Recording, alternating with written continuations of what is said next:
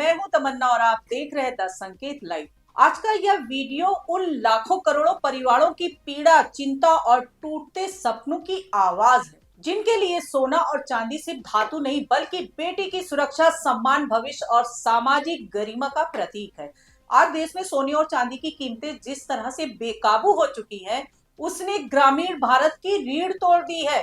खासकर महिलाओं और विवाह योग बेटियों वाले परिवारों को सबसे ज्यादा चोट लगी है।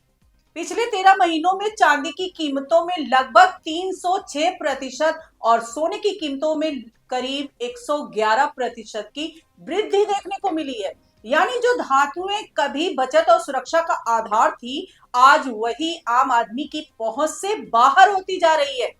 सवाल यह है कि आखिर इस महंगाई की जिम्मेदारी किसकी है? क्या यह सिर्फ अंतरराष्ट्रीय बाजार का असर है या फिर सरकार की विफल आर्थिक नीतियों का परिणाम? जिस देश में सदियों से सोना चांदी नारी की अस्मिता, आत्मसम्मान और पारिवारिक भविष्य से जुड़ा हुआ हो, वहां इन कीमतों को बेलगाम छोड़ देना केवल बाजार की मजबूरी नहीं बल्कि नीतिगत अपराध है। आज गांव देहात में हालात ये है कि किसान अपनी फसल बेचकर भी बेटी के लिए न्यूनतम आभूषण नहीं जुटा पा रहा। मजदूर सालों की कमाई जोड़ने के बाद भी 2 तोला सोना खरीदने की हैसियत में नहीं है। निम्न और मध्यम वर्ग के परिवार अपने सपनों को छोटा करने को मजबूर हो गए हैं। बेटियों की शादी टाली जा रही है, कर्ज बढ़ रहा है और मानसिक तनाव लगातार गहराता जा रहा है, लेकिन सत्ता के गलियारों में इस पीड़ा की कोई गूंज सुनाई नहीं देती। सरकार बड़े बड़े मंचों से महिला सशक्तिकरण की बातें करती है, बेटी बचाओ बेटी पढ़ाओ जैसे नारे देती है, लेकिन जमीनी हकीकत ये है कि वही सरकार भारी जीएसटी, ऊंचे आयात शुल्क और जमाखोरों पर ढील देकर महिलाओं की बचत को धीरे धीरे मूल्यहीन बना रही है। आज सोने पर जीएसटी, चांदी पर जीएसटी, ऊपर से मेकिंग चार्ज और फिर आयात शुल्क, यानी हर स्तर पर आम आदमी की जेब पर डाका।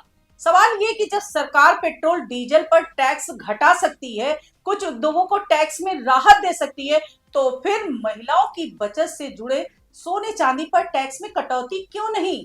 क्या महिला सशक्तिकरण सिर्फ भाषणों तक सीमित है? हकीकत ये है कि इस पूरे सिस्टम से सबसे ज्यादा फायदा जमाखोरों और बड़े सटोरियों को हो रहा है। वे कीमतें बढ़ने का इंतजार करते हैं, स्टॉक जमा करते हैं और फिर मोटा मुनाफा कमाते हैं, जबकि आम आदमी हर दिन थोड़ा थोड़ा गरीब होता चला जा रहा है। यह कहना अतिशयोक्ति नहीं होगी कि आज महिलाओं को सजा मिल रही और सरकार सिर्फ जमाखोरों को संरक्षण दे रही है। इस महंगाई की मार सिर्फ उपभोक्ताओं तक सीमित नहीं है। छोटे सुनार कारीगर और स्थानीय ज्वेलरी दुकानदार भी रोजगार के संकट से जूझ रहे हैं। जब बिक्री गिरती है तो कारीगरों का काम बंद होता है, दुकानें खाली रहती हैं और पूरा पारंपरिक कारोबार धीरे धीरे खत्म होने की कगार पर पहुंच जाता है। यानी यह संकट सामाजिक भी है और आर्थिक भी। सरकार अक्सर ये तर्क देती है कि अंतरराष्ट्रीय बाजार में कीमतें बढ़ी है, लेकिन सवाल ये है कि क्या सरकार के पास कोई नीति उपकरण नहीं है? क्या आयात शुल्क घटाया नहीं जा सकता? क्या जीएसटी में कटौती नहीं की जा सकती? क्या जमाखोरों और सट्टेबाजी पर सख्त कार्रवाई नहीं हो सकती? अगर सरकार चाहे तो सब कुछ किया जा सकता है, लेकिन इच्छा शक्ति की कमी साफ दिखाई देती है।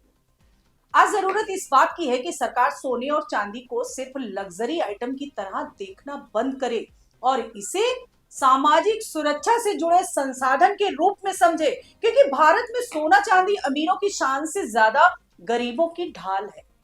बेटी की शादी में दिए जाने वाले गहने सिर्फ आभूषण नहीं होते बल्कि मुश्किल समय के लिए बचत होते हैं। बीमारी, संकट और आपात स्थिति में वही गहने परिवार का सहारा बनते हैं।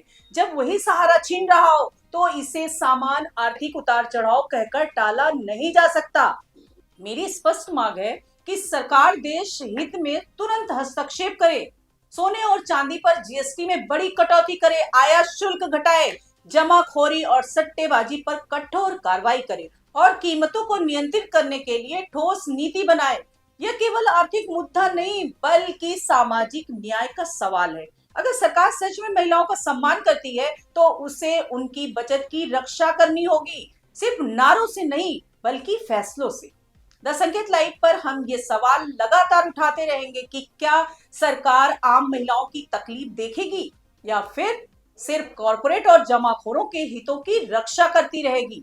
अगर आपको लगता है कि यह मुद्दा हर घर से जुड़ा है तो इस वीडियो को ज्यादा से ज्यादा लोगों तक पहुंचाएं, लाइक कीजिए, शेयर कीजिए और चैनल को सब्सक्राइब जरूर कीजिए। आज के लिए इतना ही। नमस्कार।